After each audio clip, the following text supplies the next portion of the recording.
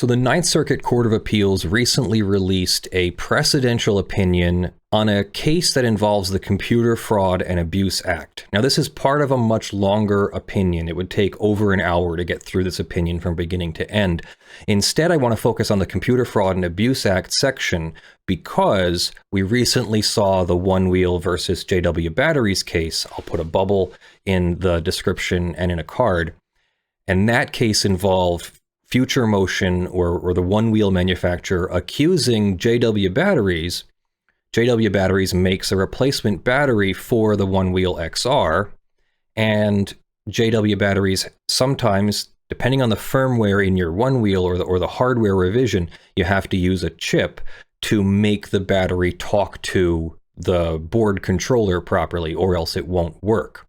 In doing that, One Wheel / Future Motion has accused JW Batteries of bypassing the protections on a copyrighted work, which is the DMCA Section 1201, and accessing a protected computer system without authorization, which is a Computer Fraud and Abuse Act claim. They've also made a trademark claim. I'm not going to address that in this video, but there's also problems with the trademark claim, I understand. Right now, Future Motion and JW Batteries recently had a jurisdiction argument. JW Batteries lawyers made a motion to dismiss based on a lack of jurisdiction because they were sued in California. JW Batteries is in Texas, and there was a big argument over whether selling products to Californians puts you within the jurisdiction of the California court. The standard is minimum contacts and purposeful availment, and jurisdiction scholars will recognize there are several very important cases. International Shoe, Bell Atlantic versus Twombly, Ashcroft v. Iqbal are all very important jurisdictional cases. So we're waiting to see what that ruling is going to be, but that doesn't address the copyright and the CFAA arguments directly. It's kind of a preemptive dismissal. So let's take a look at this opinion, a for-publication or precedential opinion from the Ninth Circuit Court of Appeals in HiQ Labs versus LinkedIn on remand from the United States Supreme Court. The panel affirmed the district court's order preliminarily enjoining LinkedIn from denying HiQ Labs, a data analytics company, from access to publicly available member profiles on LinkedIn's professional networking website.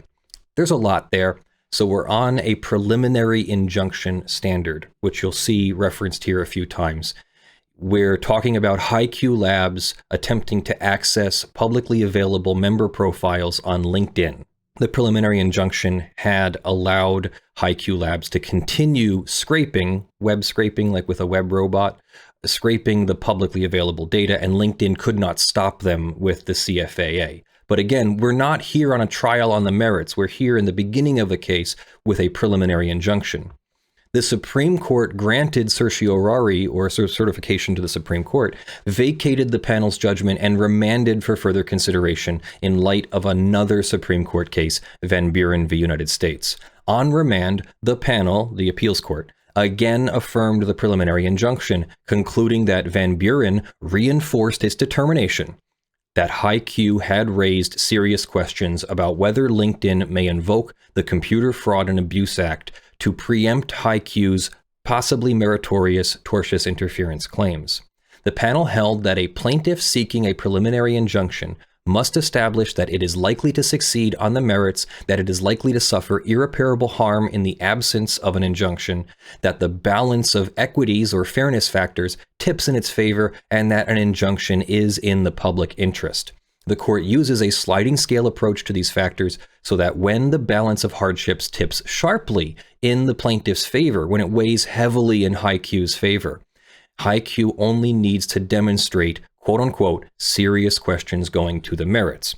So that's the standard of review, and the scope of review that we're on here is that we're only going to question whether HiQ has shown serious questions going to the merits of the case. They don't have to prove their case. They have to show serious questions. Applying this approach, the district court concluded that the balance of those hardships tips sharply in HiQ's favor, and that HiQ has raised serious questions on the merits. The panel held that the district court did not abuse its discretion in concluding on the preliminary injunction record that HiQ currently had no viable way to remain in business other than using LinkedIn public profile data for its Keeper and Skill Mapper analytics services, and that HiQ therefore had demonstrated a likelihood of irreparable harm absent a preliminary injunction. This is a super dense summary. The short version is that irreparable harm is normally the standard for an injunction. Irreparable harm is harm that can't be fixed by money damages.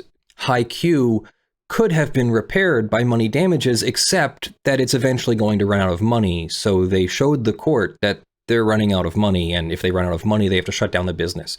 That is irreparable harm, even though it involves running out of money that could be paid to repair the business, but how can you repair a business that had to be shut down?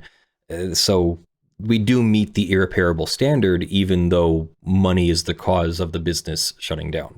HiQ raised serious questions about whether LinkedIn could invoke the CFAA to preempt HiQ's possibly meritorious tortious interference claim. The CFAA prohibits accessing a protected computer without authorization. The panel concluded that to scrape LinkedIn data, HiQ needed to access LinkedIn servers, which were protected computers.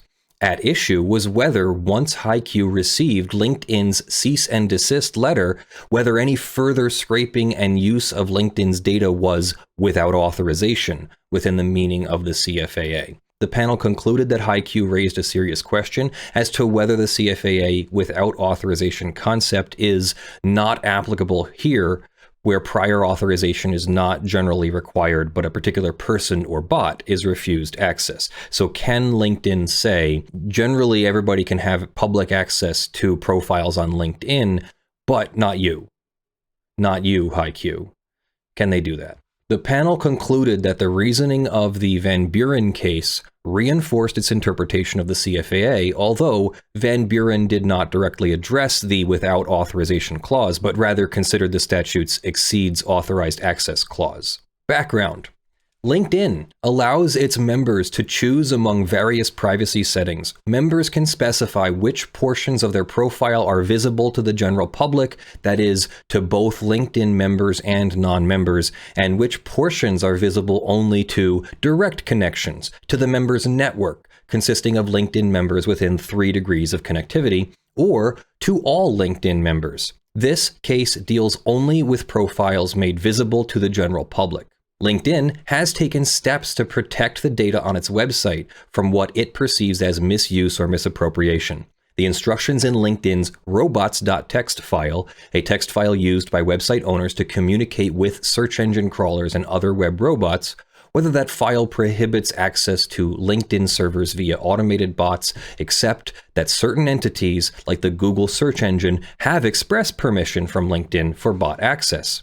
LinkedIn also employs several technological systems to detect suspicious activity and restrict automated scraping. For example, LinkedIn's Quicksand system detects non-human activity indicative of scraping. Its Sentinel system throttles by slowing or limiting, or even blocking activity from suspicious IP addresses. And its org block system generates a list of known bad IP addresses, serving as large-scale scrapers. In total, LinkedIn blocks approximately 95 million automated attempts to scrape data every day, and has restricted over 11 million accounts suspected of violating its user agreement, including through scraping.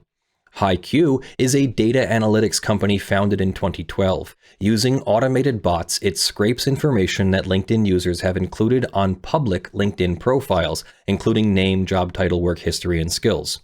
It then uses that information along with a proprietary predictive algorithm to yield people analytics, which it sells to business clients.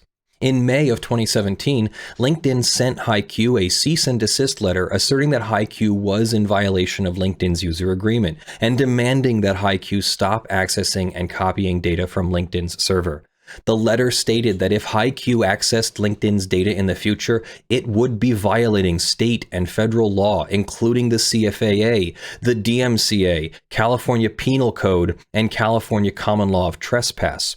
The letter further stated that LinkedIn had implemented technical measures to prevent HiQ from accessing and assisting others to access LinkedIn's site, through systems that detect, monitor, and block scraping activity. A week later, HiQ filed a lawsuit, seeking injunctive relief based on California law and a declaratory judgment that LinkedIn could not lawfully invoke the CFAA, the DMCA, California Penal Code, or common law of trespass. HiQ also filed a request for a temporary restraining order, which the parties agreed to convert into a motion for a preliminary injunction. The district court granted HiQ's motion. It ordered LinkedIn to withdraw its cease and desist letter, to remove any existing technical barriers to HiQ's access to public profiles, and to refrain from putting in place any legal or technical measures with the effect of blocking HiQ's access to public profiles. LinkedIn timely appealed. Now we get to the legal standard of likelihood of success, which is part of a preliminary injunction motion. Because HiQ has established that the balance of hardships tips decidedly in its favor, the likelihood of success prong of the preliminary injunction inquiry focuses on whether HiQ has raised serious questions going to the merits. It has, says the court. Then we're going to skip over the tortious interference claim and go straight to the Computer Fraud and Abuse Act claim. The CFAA states that whoever intentionally accesses a computer without authorization or exceeds authorized access and thereby obtains information from any protected computer shall be punished by a fine or imprisonment. That is Section 1030 of Title 18 of the U.S. Code. So we're going to call it Section 1030. The term protected computer refers to any computer used in or affecting interstate or foreign commerce or communication, which you might remember from jurisdiction law. The federal government can't make laws except those that are within their powers enumerated by the Constitution. One of those powers is the Interstate Commerce Clause, so that's why that's in there. That interstate commerce requirement is effectively any computer connected to the internet, says the United States versus Nozzle case, which includes servers, computers that manage network resources and provide data to other computers. LinkedIn's computer servers store the data members share on LinkedIn's platform and provide that data to users who request to visit its website. Thus, to scrape LinkedIn data, HiQ must access LinkedIn's servers, which are protected computers. The pivotal CFAA question here is whether, once HiQ received LinkedIn's cease and desist letter, any further scraping and use of LinkedIn's data was then without authorization within the meaning of the CFAA and thus a violation of the statute. If so, LinkedIn maintains HiQ could have no legal right of access to LinkedIn's data and so could not succeed on any of its state law claims, including tortious interference with a contract claim that we have held otherwise sufficient for preliminary injunction purposes. We have held in another context that the phrase without authorization is a non-technical term that, given its plain and ordinary meaning, means accessing a protected computer without permission. The court case Nozzle 2 involved an employee accessing, without permission, an employer's private computer for which access permissions in the form of user accounts were required. Nozzle 2 did not address whether access can be without authorization under the CFAA, whereas here, prior authorization is not generally required, but a particular person or bot is refused access. In other words, LinkedIn's website is public. Some of the data on it is public. You don't need a password. You just send a HTTP GET request through your web browser and it feeds back the public data. How is that a protected computer that requires authorization? HiQ's position is that Nozzle 2 is consistent with the conclusion that where access is open to the general public, the CFAA without authorization concept is inapplicable. At the very least, we conclude that HiQ has raised a serious question as to this issue. Remember, they don't have to conclude that HiQ wins on the merits. They just have to conclude that there is a serious question that needs to go to the court, the lower court, the district court, for further analysis. First, the wording of the statute, forbidding access without authorization, suggests a baseline in which access is not generally available and so permission is ordinarily required. Authorization is an affirmative notion, indicating that access is restricted to those specifically recognized or admitted. Where the default is free access without authorization in ordinary parlance, one would characterize selective denial of access as a ban, not as a lack of authorization. Second, even if this interpretation is debatable, the legislative history of the statute confirms our understanding. If a statute's terms are ambiguous, we may use the legislative history and the statute's overall purpose to illuminate Congress's intent. The CFAA was enacted to prevent intentional intrusion onto someone else's computer, specifically computer hacking. The 1984 House report on the CFAA explicitly analogized the conduct prohibited by Section 1030 to forced entry. Quote, "It is noteworthy that Section 1030 deals with an unauthorized access concept of computer fraud rather than the mere use of a computer. Thus, the conduct prohibited is analogous to that of breaking and entering." Senator Jeremiah Denton similarly characterized the CFAA as a statute designed to prevent unlawful intrusion into otherwise inaccessible computers, observing that the bill makes it clear that unauthorized access to a government computer is a trespass offense, as surely as if the offender had entered a restricted government compound without proper authorization. And when considering amendments to the CFAA 2 years later, the House again linked computer intrusion to breaking and entering. In recognizing that the CFAA is best understood as an anti-intrusion statute and not as a misappropriation or misuse statute, we rejected the contract-based interpretation of the CFAA's without authorization provision, which was adopted by some of our sister circuits. This is known as a circuit split. There are 13 appellate courts in the federal court system, and they can have differing opinions of the law that then need to get addressed by a Supreme Court ruling somewhere down the line. So the Ninth Circuit wants you to compare the Ninth Circuit cases of Facebook v. Power Ventures, where a violation of the terms of use of a website without more cannot establish liability under the CFAA. In other words, you violated the contract, the terms of use. That's not a violation of the CFAA. Nozzle 1 said, "We remain unpersuaded by the decisions of our sister circuits that interpret the CFAA broadly to cover violations of corporate computer use restrictions or violations of a duty of loyalty."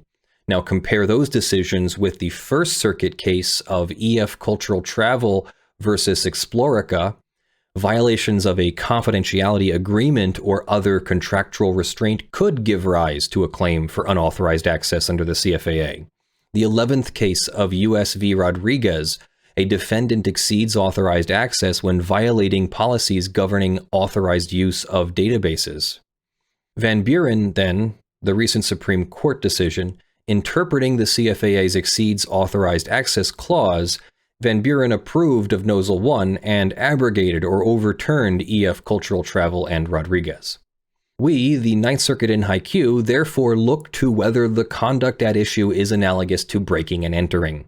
Significantly, the version of the CFAA initially enacted in 1984 was limited to a narrow range of computers, namely those containing national security information or financial data, and those operated by or on behalf of the government. None of the computers to which the CFAA initially applied were accessible to the general public. Affirmative authorization of some kind was presumptively required. When Section 1030A2C was added in 1996 to extend the prohibition on unauthorized access to any protected computer, the Senate Judiciary Committee explained that the amendment was designed to increase protection for the privacy and confidentiality of computer information. The legislative history of Section 1030 thus makes clear that the prohibition on unauthorized access is properly understood to apply only to private information delineated as private through use of a permission requirement of some sort. As one prominent commentator has put it, an authentication requirement such as a password gate is needed to create the necessary barrier that divides open spaces from closed spaces on the web, and that was by Oren S. Kerr, Norms of Computer Trespass. Moreover, elsewhere in the statute, password fraud is cited as a means by which a computer may be accessed without authorization, bolstering the idea that authorization is only required for password-protected sites or sites that otherwise prevent the general public from viewing the information. We therefore conclude that HiQ has raised a serious question as to whether the reference to access without authorization limits the scope of the statutory coverage to computers for which authorization or access permission, such as a password, is generally required. Put differently, the CFAA contemplates the existence of three kinds of computer systems. 1. Computers for which access is open to the general public and permission is not required. 2. Computers for which authorization is required and has been given. And 3. Computers for which authorization is required but has not been given. Or in the case of the prohibition on exceeding authorized access, has not been given for the part of the system accessed. Public LinkedIn profiles available to anyone with an internet connection fall into the first category. With regard to websites made freely accessible on the internet, the breaking and entering analog invoked so frequently during congressional consideration has no application, and the concept of without authorization is inapt. The reasoning of Van Buren reinforces our interpretation of the CFAA, although it did not directly address the statute's without authorization clause. Van Buren held that a police sergeant did not violate the CFAA when he ran a license plate search in a law enforcement computer database in exchange for money. So the police sergeant was not authorized to run the license plate search. Interpreting the exceeds authorized access clause of Section 1030, the court held that the CFAA covers those who obtain information from particular areas in the computer, such as files, folders, or databases, to which their computer access does not extend. It does not cover those who, like Van Buren, have improper motives for obtaining information that is otherwise available to them. Van Buren found the interplay between the without authorization and exceeds authorized access clauses particularly probative. The without authorization clause protects computers themselves by targeting so-called outside hackers, those who access a computer without any permission at all. The exceeds authorized access clause provides complementary protection for certain information within computers by targeting so-called inside hackers, those who access a computer with permission but then exceed the parameters of authorized access by entering an area of the computer to which that authorization does not extend. Liability under both clauses stems from a gates up or down inquiry. One either can or cannot access a computer system, and one either can or cannot access certain areas within the system. Van Buren's gates up or down inquiry is consistent with our interpretation of the CFAA as contemplating three categories of computer systems. Discussing the without authorization clause, Van Buren explained that a computer user who has authorization is one who can access a computer system, where access means the act of entering a computer system itself. In other words, a user with authorization is not subject to limitations on access, whether those limitations are code-based or contained in contracts or policies.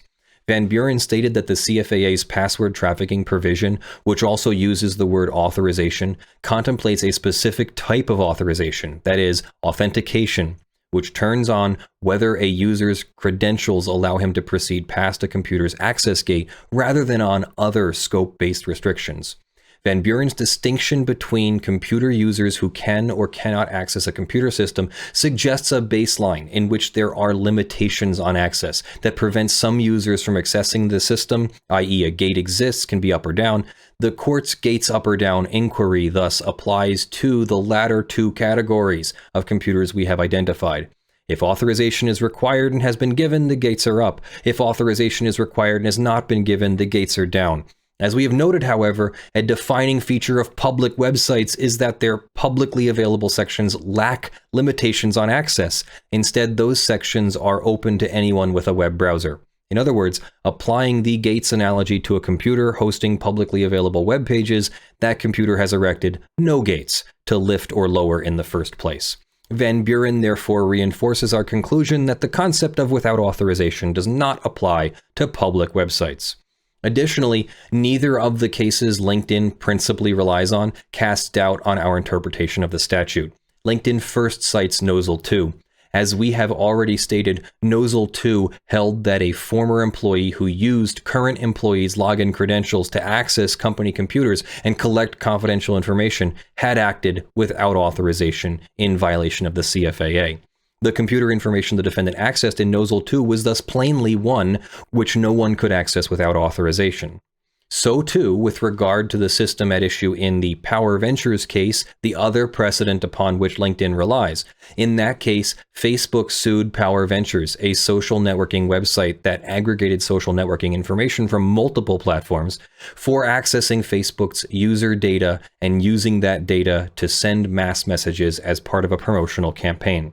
After Facebook sent a cease and desist letter, Power Ventures continued to circumvent IP barriers and gain access to password-protected Facebook member profiles.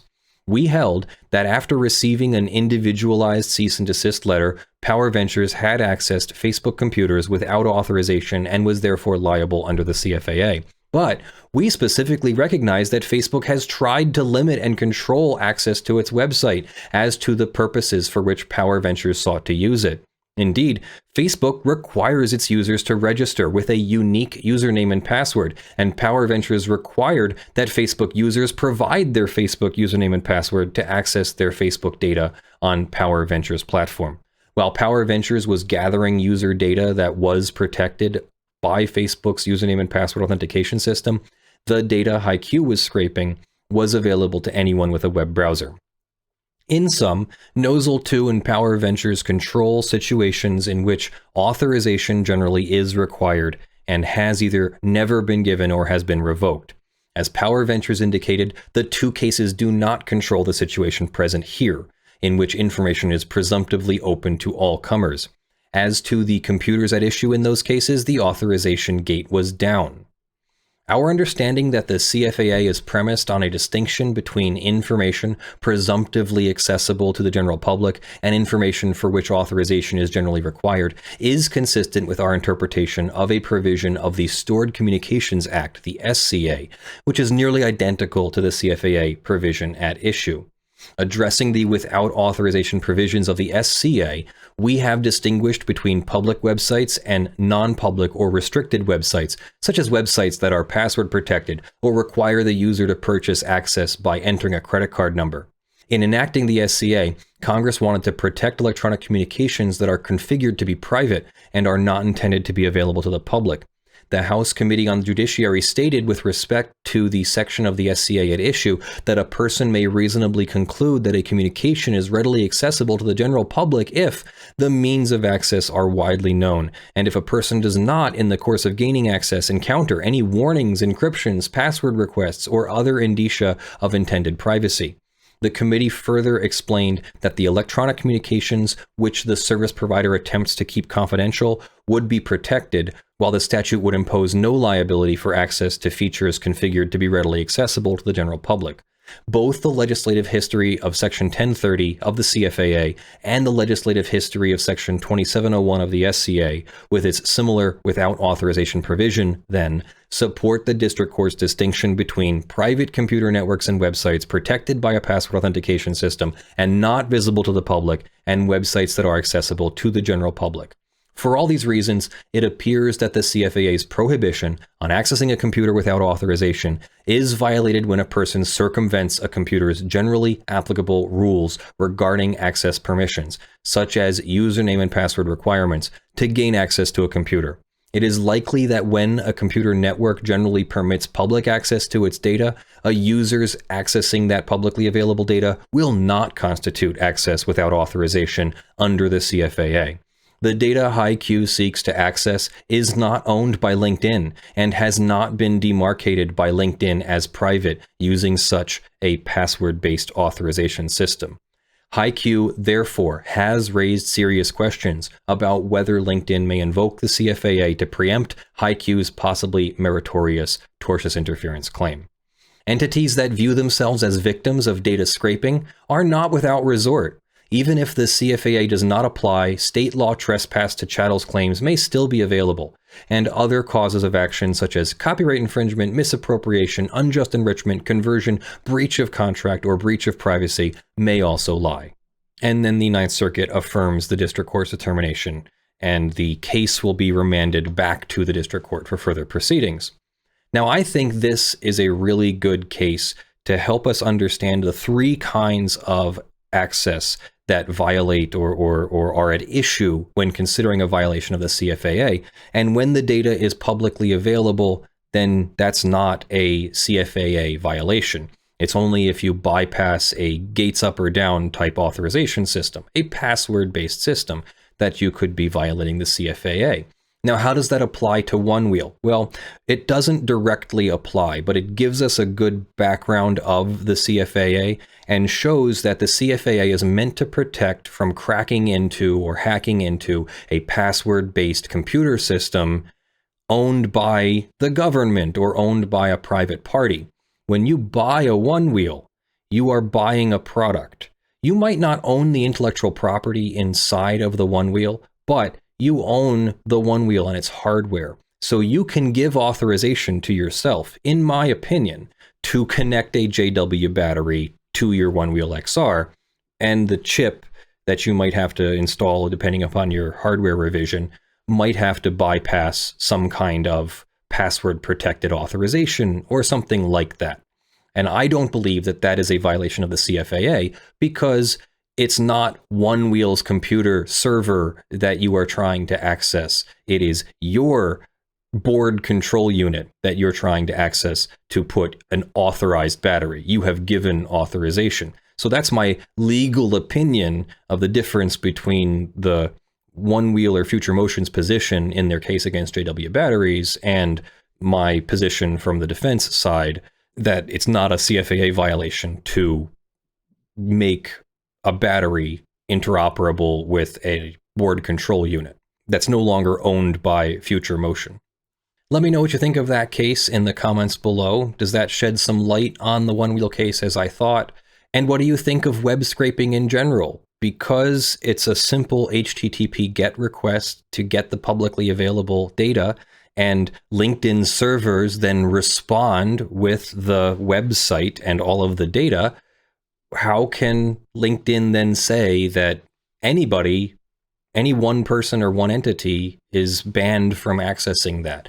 They're certainly allowed to use their own technology to try and identify web scraping and limit it or stop it altogether, but I don't think that they're allowed to prevent any one member of the public from accessing their data when the data is served generally to the public without prior authorization. Let me know what you think in the comments below. Thanks for watching. Special thanks to my top supporters in April: John Steele, Eevi, Spirit Bear, Benjamin Hitov, Ugly Grill, Torpedan, Gutbrodj, ShadowTycho, Earthbound Star, PureMagma, Eric Tams, TechTechPotato, The Blood-Soaked Survivors, Wyatt, Calandro, and King Aries. You can support Lawful Masses on patreon.com/ljfrench, sponsors.com/law, through YouTube memberships, and through Floatplane subscriptions. Join me for our weekly live production stream on twitch.tv/lawfulmasses on Sunday mornings at 10 a.m. Eastern US time. I hope everyone has a great week. I love you all. Bye.